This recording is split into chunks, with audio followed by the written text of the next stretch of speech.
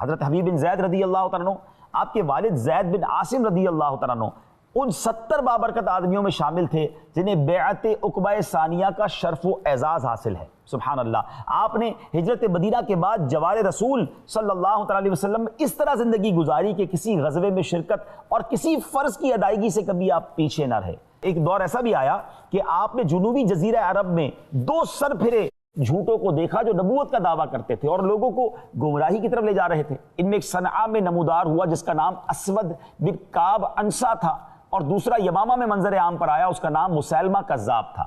ان دونوں کذابوں نے اپنے اپنے قبیلے میں لوگوں کو ان مومنین کے خلاف اکسانا اور بھڑکانا شروع کر دیا جنہوں نے اللہ اور رسول عز و جل و صلی اللہ علیہ وسلم کی دعوت پر لبیک کہا تھا۔ انہوں نے لوگوں کو یہ کہہ کر ورغلانا شروع کیا کہ وہ ان علاقوں میں معاذ اللہ سرکار دو عالم علیہ السلام کے نمائندے ہیں، بلکہ ان سے بھی آگے بڑھ گئے ہیں اور خود نبوت کے جھوٹے دعوے دار بن گئے اور لوگوں کو گمراہ کرنے لگے۔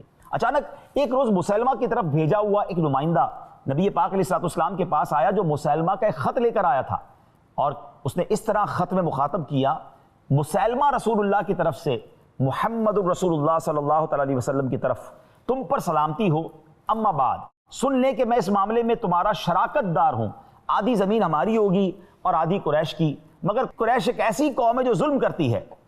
اس طرح جارحانہ اور بدتمیزی والے انداز میں گستاخانہ خط لکھا اس نے۔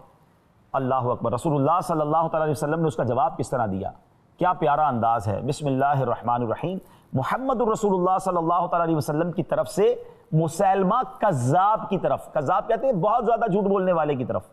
اسلام اسی شخص کے لیے ہے جو ہدایت کی پیروی اختیار کر لے۔ اما بعد سن لو کہ زمین تو اللہ تعالیٰ کی ہے، وہ اپنے بندوں میں جسے چاہتا ہے اس کا وارث بنا دیتا ہے، لیکن اچھا انجام ڈر جانے والوں کا ہی ہوگا۔ اللہ اکبر، نبی پاک علیہ السلام کے یہ الفاظ سپیدہ سحر کی طرح یعنی صبح کی روشنی کی طرح نمودار ہوئے اور بنو حنیفہ کے کذاب کو رسوا کر کے چھوڑ گئے، جو وہ تو نبوت کو بادشاہ سمجھ رہا تھا کہ آدھی آدھی رعایا کا مطالبہ کرے، اور نبی پاک علیہ السلام نے کیا خوبصورت جواب دیا کہ زمین تو ساری اللہ کی ہے۔ بادشاہت اور نبوت یعنی ایسا تو نہیں کہ جو نبی بنے گا وہ بادشاہ بھی بنے گا اور اس کی جناب کوئی اس کی ٹیریٹری ہوگی۔ پیارے آقا علیہ السلام تو اللہ کی رضا کے لیے کام کر رہے تھے۔ اب جب اس تک یہ پیغام پہنچا تو اس کے منہ کی سیاہی بڑھ گئی، اس کی گمراہی میں اور اضافہ ہو گیا۔ اس سے پہلے ہونا تو یہ چاہیے تھا وہ توبہ کر لیتا، اس کی گمراہی میں اور اضافہ ہوا، لوگوں کو مزید گمراہ کرنے لگا۔ اللہ اکبر، اب اس نے مومنوں کو دی جانے والی سزاؤں میں بھی اضافہ کیا۔ جو ایمان لاتا تھا نبی پاک کو تو نبی مانتا تھا، اسے معاذ اللہ رسول نہیں مانتا تھا یا نبی نہیں مانتا تھا، وہ سزا دیتا تھا۔ نبی پاک علیہ السلام نے اب جب صورتحال کو دیکھا تو ایک خط لکھنے کا فیصلہ کیا، اور اس کی حماقتوں سے اسے منع کرنا چاہتے تھے۔ اب ایک ایسے شخص کی ضرورت تھی جو یہ خط لے کر جائے، اور یہ بھی تھا کہ جو لے کر جائے گا ہو سکتا ہے اس پر سختیاں بھی ہوں، مگر قربان جائیے حضرت حبیب بن زید رضی اللہ تعالیٰ کی بہادری پر، آپ کی شجاعت پر، اور آپ کی نبی پاک علیہ السلام سے محبت پر اور عقیدہ ختم نبوت کی حفاظت پر کہ آپ نے کہا حضور میں یہ سفر کرنے کے لیے تیار ہوں، تو خط لیا اور بڑی تیزی کے ساتھ اس علاقے میں پہنچے۔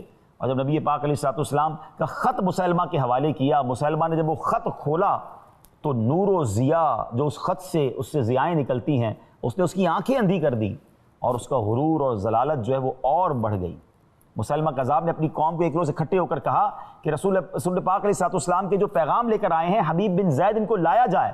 اچھا، اس سے پہلے ان کو بہت زیادہ شدید زخمی کر دیا گیا تھا، ان پر بڑا ظلم کیا گیا تھا، اور مسیلمہ یہ سمجھتا تھا کہ اب دربار میں جب انہیں بلاؤں گا پہلے ہی زخموں سے چور چور ہوں گے تو یہ میری بھی نبوت کا اقرار کر لیں گے اور میرے لوگ سمجھ جائیں گے کہ رسول پاک علیہ السلام کی طرف سے جو پیغام لے کر آئے ان کا دیکھیں عقیدہ بھی چینج ہو گیا۔ تو اب جب حضرت حبیب بن زید کو لایا گیا اور پہلے وہ بہت زیادہ زخمی تھے، جسم پر نشانات پڑے ہوئے تھے، تو مسیلمہ کو تو یہ امید تھی کہ مجھ پر ایمان لے آئیں گے، تو مسیلمہ کذاب نے بڑے کر و فر کے ساتھ کہا کہ تم یہ شہادت دیتے ہو کہ محمد رسول اللہ صلی اللہ علیہ وسلم اللہ کے رسول ہیں؟ حبیب بن زید نے کہا کہ ہاں میں بالکل گواہی دیتا ہوں کہ محمد رسول اللہ صلی اللہ علیہ وسلم اللہ کے رسول ہیں۔ جب یہ سنا تو اس کا چہرہ کا رنگ بدلنے لگا، مگر کہتا کیا تم یہ بھی گواہی دیتے ہو کہ میں بھی اللہ کا رسول ہوں؟ حضرت حبیب بن زید کہتے ہیں کہ میں تو بہرا ہوں، میں سنتا ہی نہیں، مجھے تمہاری آواز نہیں آ رہی ہے۔ جب یہ کہا تو مسیلمہ کو تو جس کو کہتے ہیں کاٹو تو خون نہیں، سارے دربار میں ذلیل و رسوا ہو گیا کہ یہ کیسے سرکار علیہ السلام کے امتی ہیں کہ اتنی مار کھانے کے باوجود بھی ان کا عقیدہ ذرا سا 1 انچ بھی آگے پیچھے نہیں ہوا۔ اللہ اکبر، اب اس نے اپنے جلاد کو بلایا کہ فوراً ان کا ایک ہاتھ کاٹ دو، تلوار مارو انہیں۔ ان ظالموں نے آپ کا ایک ہاتھ کاٹ دیا۔ پھر حبیب بن زید سے پوچھا جاتا ہے کہ کیا تم گواہی دیتے ہو محمد صلی اللہ علیہ وسلم اللہ کے رسول ہیں؟ کہتے ہیں بالکل گواہی دیتا ہوں، میرے آقا محمد رسول اللہ صلی اللہ علیہ وسلم اللہ کے رسول ہیں۔ پھر کہا تم یہ گواہی دیتے ہو کہ میں بھی اللہ کا رسول ہوں؟ حضرت حبیب بن زید کہتے ہیں مجھے تمہاری آواز نہیں آ رہی ہے، میں تمہاری آواز سننے سے قاصر ہوں۔ پھر غیظ و غضب میں آ گیا، دوسرا بازو بھی کاٹ دیا گیا، پھر سوال کیا گیا، پھر یہی جواب ملا، ایک ایک کر کے آپ کے جسم کے اعضاء کاٹ دیے گئے۔